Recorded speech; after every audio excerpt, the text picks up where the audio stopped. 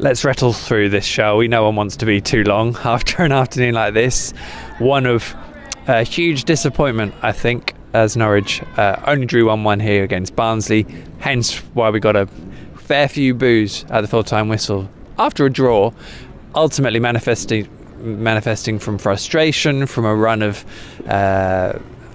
3 straight defeats before the international break, of course. And I think, for me, a real shame that we didn't see anything we really wanted to after a break. We wanted to, Norwich were tired, Norwich were a bit slow and ponderous, Norwich looked a bit short of ideas before the international break.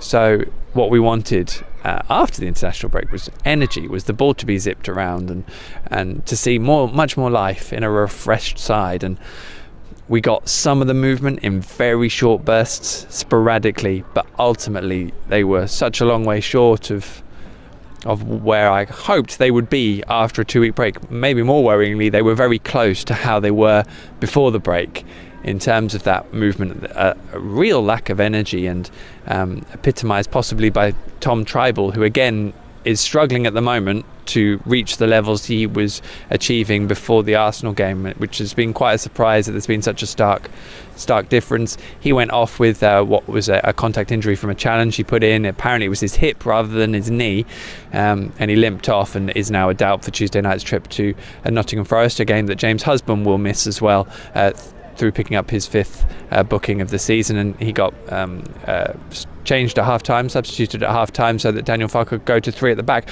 Norwich were 1-0 up at that time thanks to a Josh Murphy goal that he took well, but the goal went in, and it was like a moment that suddenly woke Carrow Road from a strange slumber. It was completely out of keeping, and Norwich actually played quite well after they scored.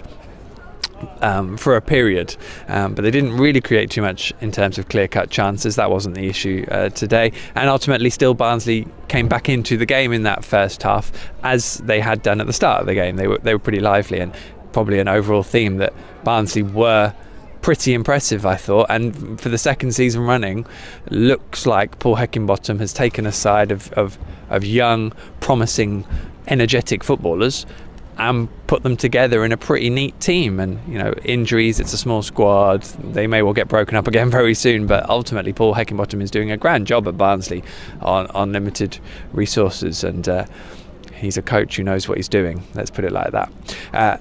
The issue with Daniel Farke and Norwich City this time around was that Daniel switched to a 3 at the back at half-time, and Norwich conceded a goal within 2 minutes of the restart from a situation where I was worried, having switched to a back 3, that the issues out wide that they already had in the first half were going to be far greater with the changes to 3 at the back and what that tends to create in behind the wing backs. And I didn't actually get the time to get that tweet out before Norwich had conceded to Harvey Barnes, who was lively minus his maybe final shot or ball all afternoon. Grant Hanley told me it wasn't to do with the switch, and we know they change formations regularly during a game, but it looked disorganised and a mess, and quite frankly you would like it to be due to the tactical change, because if it wasn't, to be that in a mess, having just lost the ball higher up the pitch, which they did time and time again, is a worry in itself. Norwich were so poor on the ball. Daniel Farke said it himself, so he knows it. The players all know how they played today, and that it wasn't anywhere near a level that they should have attained. I think I saw more poor touches from James Maddison today than in the rest of the season so far put together.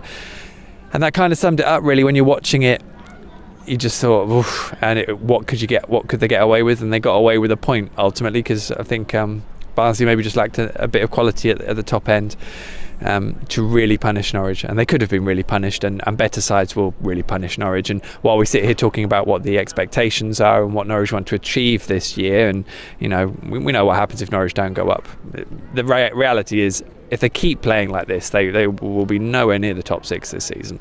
And if they don't know that themselves, I would be amazed. So they've got a pretty tough game coming up at Forest on Tuesday. It comes around quickly, but it's a sharp one, and they'll need to up the level considerably from today. I think that's pretty much it, really. We had a few returning players. Nelson Oliveira played the full 90 minutes and did okay. but you know, with the way Norwich were playing in general and him himself, no one's level was really good enough. Just one maybe point of note that Cameron McGeehan didn't get on against his former side. He warmed up vigorously during the game, I think trying to catch Paul Heckingbottom's attention, but clearly it wasn't going to happen. So never mind, Cam, I'm sure you'll get another go at some point. But for now, we can concentrate on Norwich City and hope that come Tuesday night we get to see something a few degrees better, because otherwise Norwich will do pretty well to scrape a draw at the City Ground if they play like that again.